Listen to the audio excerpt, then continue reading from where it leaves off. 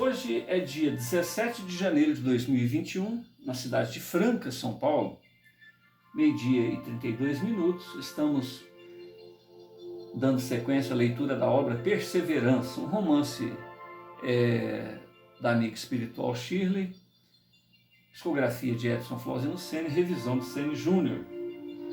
Estamos à folha 48 e vamos ler até a folha 57. Trata-se de um romance com desdobramento à época do Império, à época de Dom Pedro II, Princesa Isabel, onde havia a escravidão e um rapaz de 18 anos chamado Giuseppe Restart, um médium que tinha muita dificuldade à época devido às suas ideias inovadoras a respeito da fraternidade, a respeito de ser um abolicionista, e a mediunidade dele tinha umas características estranhas, né, vamos dizer assim. Ele sofria ataques epiléticos, depois passava para catalepsia, e durante esse período ele tinha vislumbres de encarnações anteriores dele próprio, aonde ele reconhecia a necessidade de se resolver perante os seus familiares, perante as pessoas que ele prejudicou na época. E nesse momento aqui, ele está conversando com a família e a mãe questiona ele, né? Meu filho, nós somos ricos. Ele era filho de um latifundiário, um coronel, né? O ícone do coronelato na época, o Manuel Mansol, e a mãe dele, Dona Felina Mansol, ela começa a se interessar pelas ideias dele, né? E ela fala, a gente não pode se culpar de ser rico, de ter escravos, disso, daquilo, né? Ou seja, os privilégios da época, né? De quem estava na elite, os privilégios. Aí ele está dialogando com a mãe a respeito disso, né? E provavelmente vai ser o último bloco, o último pacote de bloco que a gente vai fazer a respeito desse tema, porque eu já li esse assunto várias vezes, com várias versões, e faltou esse bloco aqui no final. Então, estamos lendo a obra Perseverança, estamos à folha 48, vamos ler até a 57. Quem quiser ver antes da 48, depois da 57, basta escrever Perseverança, Shirley, Edson Flauzino Sene, essas referências vão aparecer, vários blocos separados, e cada bloquinho tem o próprio valor, né? Mas quem quiser ter o conjunto, né, de toda a leitura, basta escrever lá, igual aqui, ó, da folha 48 até a 57, da folha 1 até a 47, da folha 57 até a 88, quando termina o romance. Desnecessárias, ele conversando com a mãe, desnecessárias as considerações a respeito das formas de transmissão ou dos títulos que garantam tais leis consequentes à declaração de vontade e atos intervivos, atendendo desde as respectivas formalidades legais até as consequentes sucessões hereditárias. No século XIV, Portugal se inspirou em normas hispânicas para regulamentação ou para regulamentar esta situação. E posteriormente, no século XVII, com as ordenações filipinas, onde na aquisição do domínio não basta simplesmente o título, mas deve aceder à tradição, e que sem esta só se tem direitos pessoais. E estas formas de registros públicos sofreu sucessivas adaptações, sendo norteadas pela data do referido registro. Mamãe, reconheça que nem sempre aquilo que parece realmente o é. Se formos diligenciar a respeito,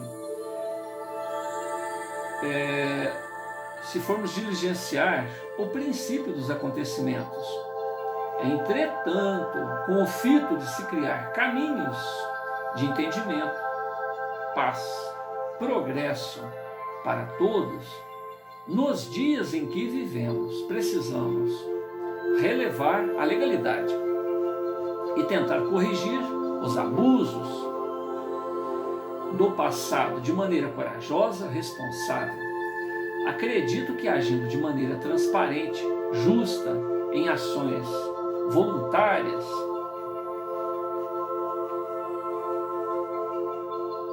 e pensar no benefício social, estaremos agindo com responsabilidade coletiva e a cautela nos próprios interesses. Afinal, todas as atividades e decisões têm os seus respectivos impactos no ambiente e na sociedade em que estamos inseridos e, consequentemente, o inevitável caminho de retorno à fonte de origem. Ignorar o desconforto geral, as partes afetadas por alguns privilégios e lucros, é desguarnecer o futuro pessoal, uma vez que, inevitavelmente, estes problemas irão chegar à nossa porta e pagaremos alto preço pela indiferença e insensibilidade fútil, em fútil tentativa de se desobrigar da racionalidade destes esforços que mostram que estamos em um processo irrefreável de conquistas éticas e de produção para o bem comum. Então, melhorar as condições ao redor é garantir o próprio bem e se manter engajado em novas possibilidades.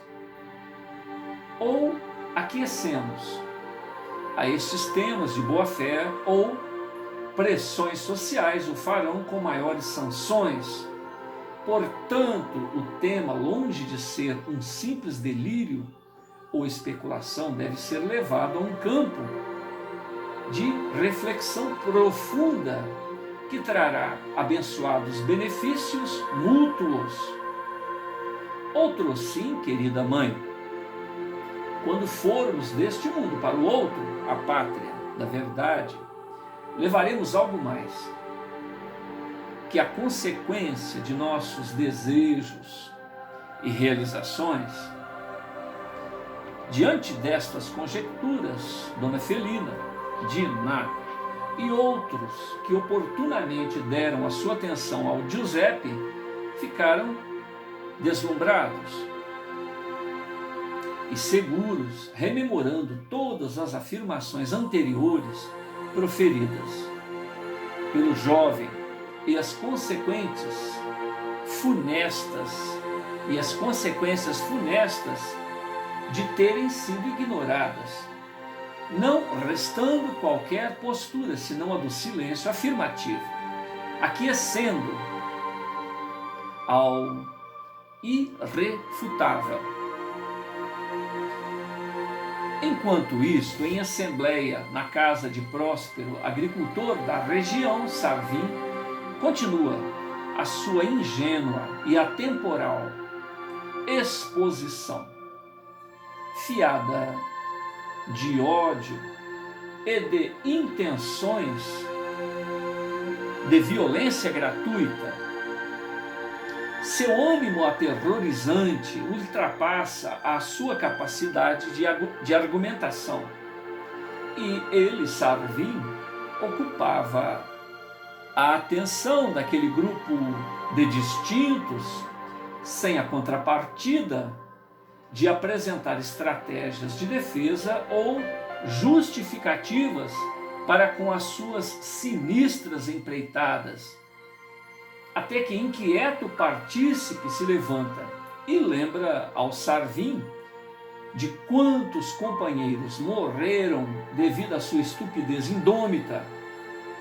Afirma que Sarvin é um incapaz, um moleque desorganizado e um inconsequente estrategista, indigno de decidir pela confraria ou de tomar frente daquelas reuniões.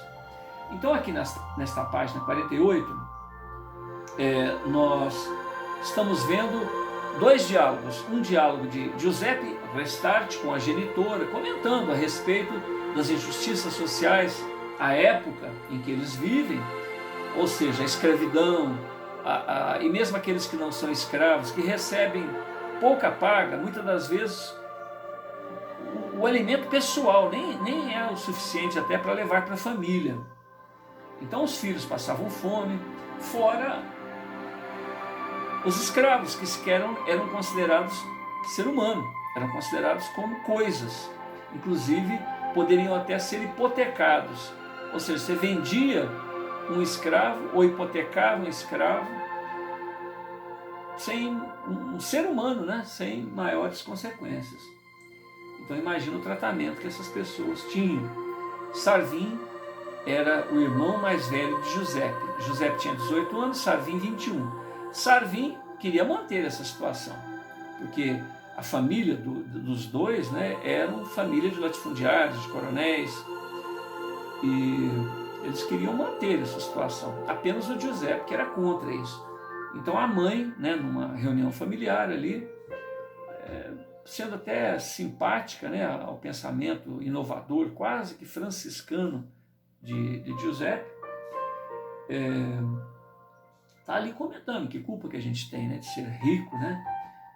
Aí ele faz um comentário longo, né, que é interessante vocês acompanharem aqui as leituras anteriores, para explicar que desde o descobrimento do Brasil até depois com a Carta de Sesmarias, até o momento próximo ali em que eles vivem, não existia documentação, era tudo do fio do bigode.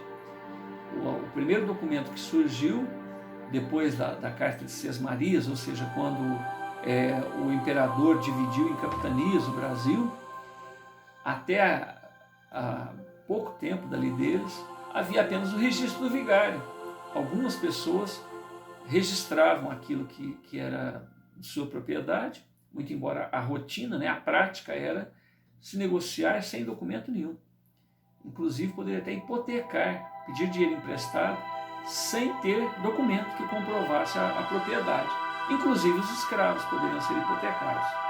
Então ele estava falando sobre todas essas injustiças, essas situações, falando que as pessoas eram donas, mas a que preço, né, que foi essa aquisição? Então, de um lado, o irmão mais velho querendo manter essa status quo, e de outro lado, ele tentando convencer a mãe, né, a esposa do ícone do coronelato, a respeito de uma reflexão mais profunda a respeito do estado em que a sociedade da sua época vivia. Então Sarvin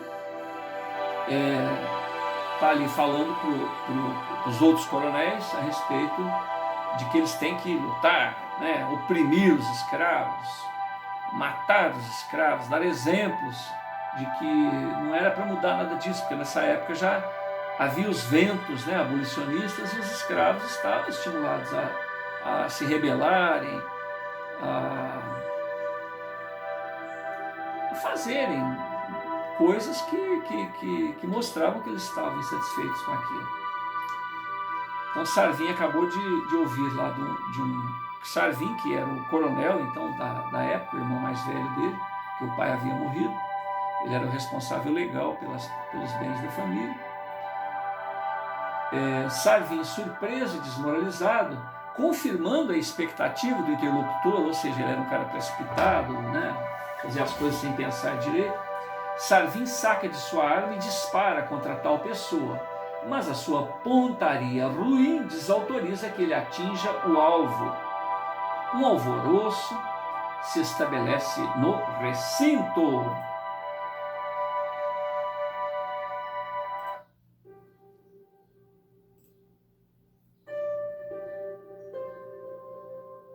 O proprietário da casa aciona a sua milícia pessoal para conter os ânimos. Dissipa a reunião sem data de reencontro. Sarvin é mantido por ali até que os demais estejam seguros.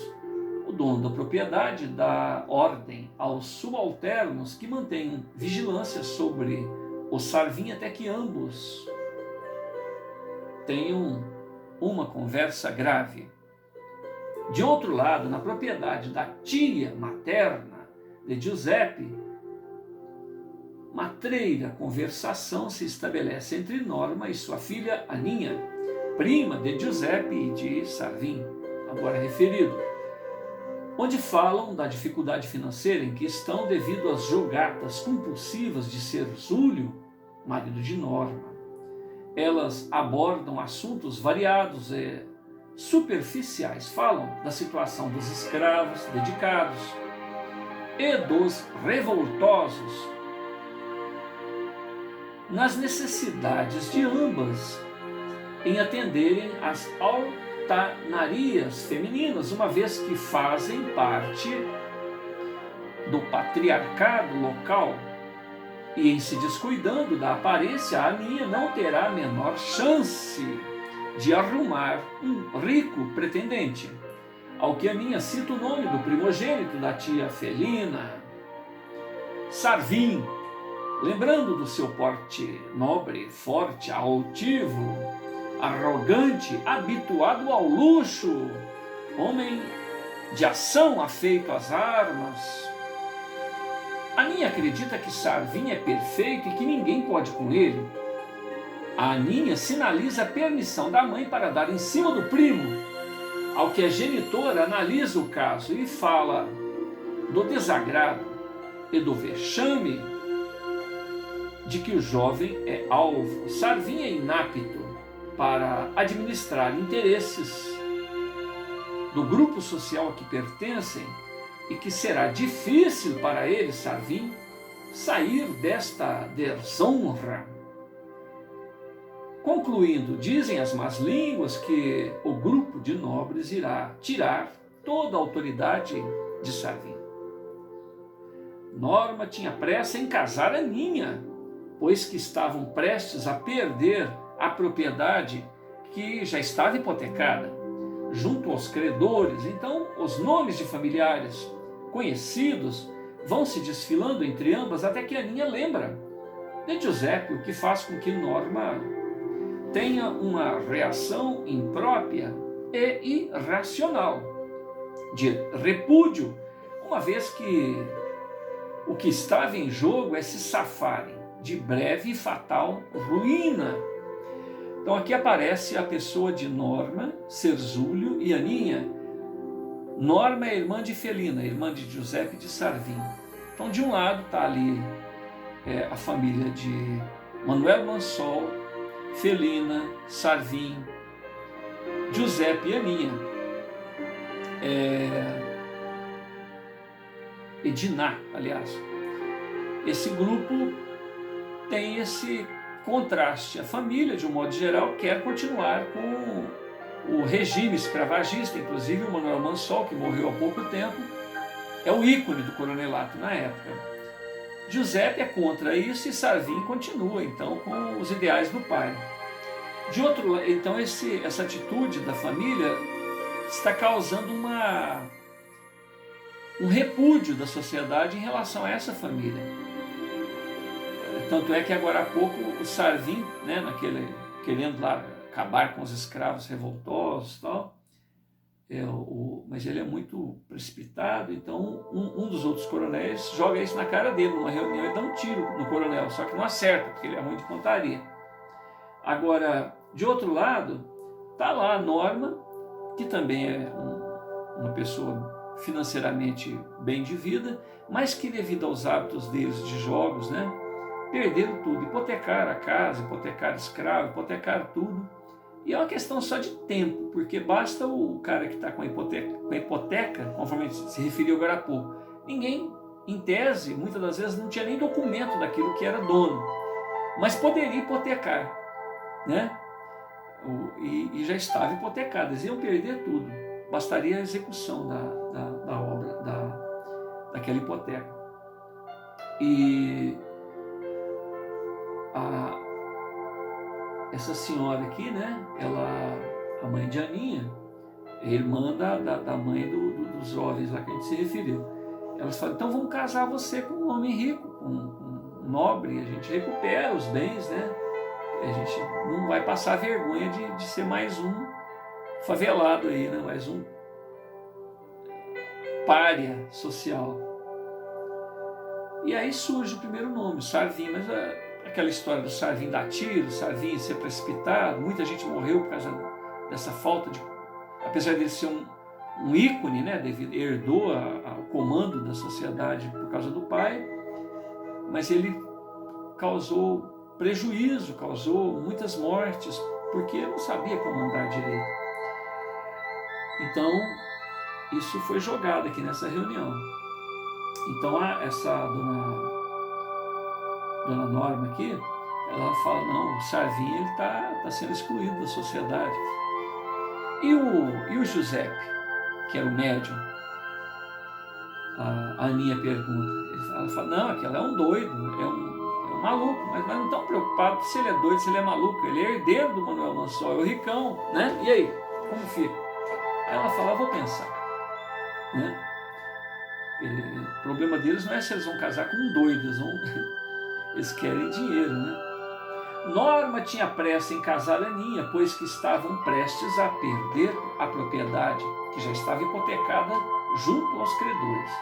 Então, os nomes de familiares conhecidos são desfilados entre ambas, até que Aninha lembra de Giuseppe, o que faz com que Norma tenha uma reação imprópria e irracional de repúdio, uma vez que estava em jogo se safarem de breve e fatal ruína. A princípio, Norma lança os piores adjetivos a respeito do rapaz. Giuseppe, entretanto, a fortuna acumulada pelo Manuel Mansol fala mais alto, ao que Norma diz que vai pensar melhor a respeito da escolha, e com um olhar manhoso, ela concorda com a filha, fingindo não concordar. Ela, Norma, busca ser coerente ao repúdio que sempre exteriorizou em relação a Giuseppe. E não seria de outro modo, se não concordar, pois que aquela ampla riqueza logo estará nas mãos dos filhos do falecido, jovens, solteiros, disponíveis, fragilizados pela perda do patriarca. Norma conclui que a consanguinidade vai facilitar o flerte entre os jovens e que será de bom alvitre visitar mais frequentemente a sua irmã Felina na companhia de Aninha, para que ela, Aninha, possa dar apoio moral aos primos. A região passa a viver um grande alvoroço, onde qualquer desentendimento pode levar à morte, principalmente em relação aos escravos e funcionários, no limite da subsistência, pois que esses escravos nos limites, esses funcionários não escravos, né, nos limites da subsistência, poderiam se juntar aos revoltosos. Atitudes truculentas são implantadas pelas vias legais ou a mando da elite local. Exageros aos quais os operadores da justiça fingem não ver. As liberdades individuais são abolidas e a insegurança se torna geral. Diante da coação, vários grupos desorganizados, afoitos de revoltosos, invadem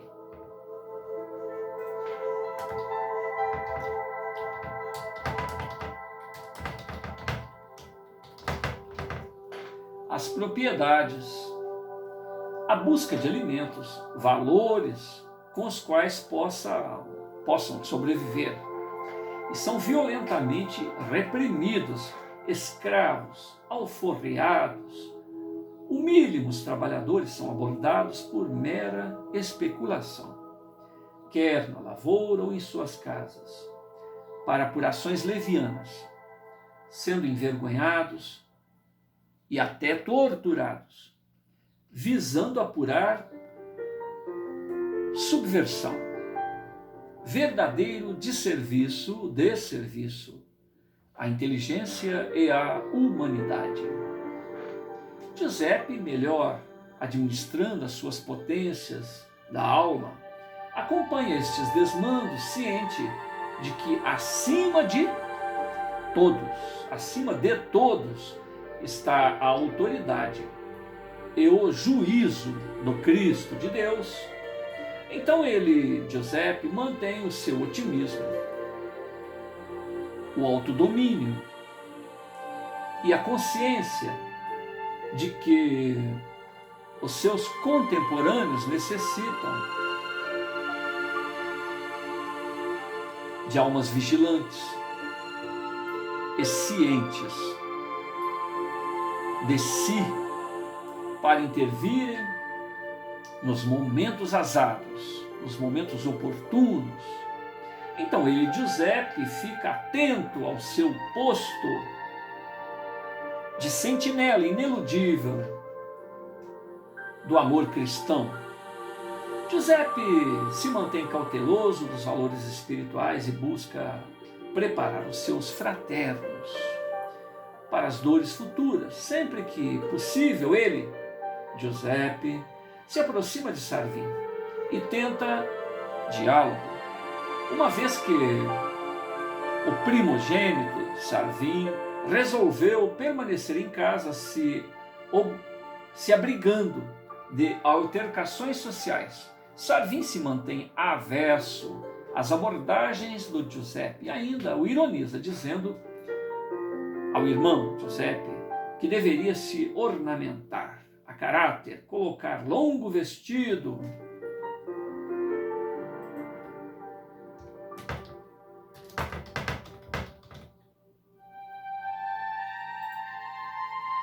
e avocar o comando da cozinha, ou seja, que Giuseppe era um maricas. Então nós lembramos que o irmão mais velho de Giuseppe, Sarvin, havia até dado um tiro, além de provocar algumas mortes anteriormente a isso, por não ser um bom administrador dos interesses da elite. Ele ainda deu um tiro em um colega, um nobre dando tiro em outro nobre na frente dos outros nobres. Então ele achou por bem ficar em casa. Mas ele ficando em casa, na propriedade rural da família, ele estava mais próximo de Giuseppe, que era um franciscano, vamos dizer assim. Nós estamos falando franciscano em termos de comportamento, né?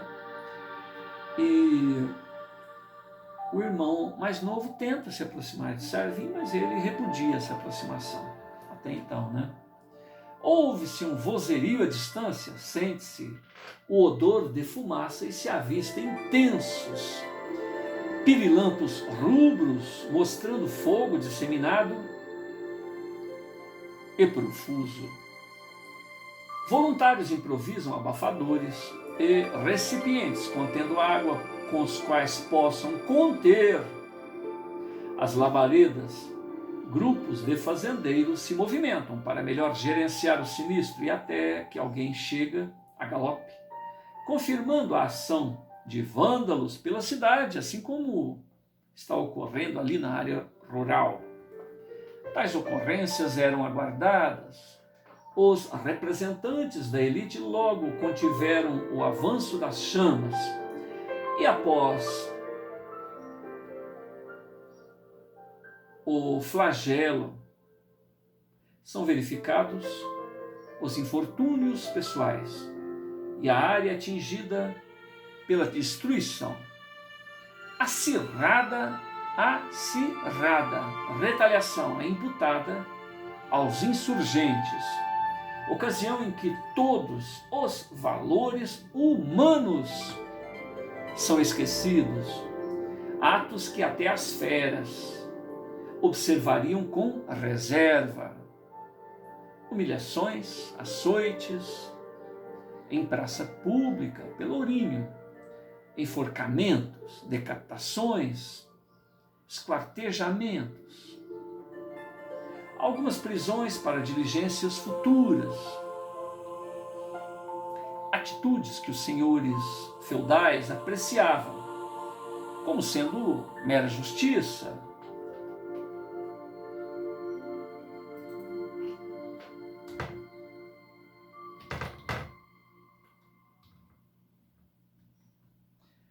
Sendo até improvisada uma grande festa popular para comemorar a vitória, onde se anunciam recompensas para quem delatar eventuais rebelados.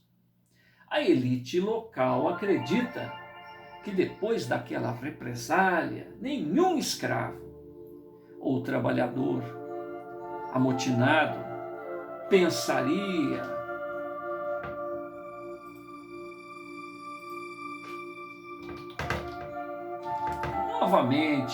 novamente em atacar os seus senhores.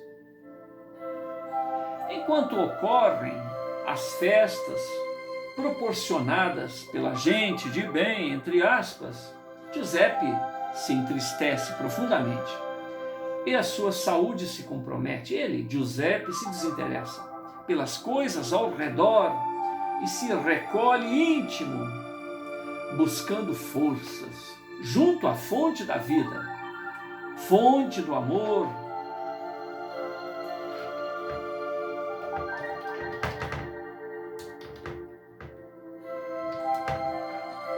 E fonte da vera justiça. A agonia vai se acumulando em sua alma por não encontrar os fios de luz que lhe mostrem a saída para aquela situação em que fica evidente o primitivismo do estágio evolutivo de todos que ali estão mergulhados. Por não encontrar os fios de luz que lhe mostrem a saída para aquela situação em que fica evidente o primitivismo do estágio evolutivo em que todos ali estão mergulhados.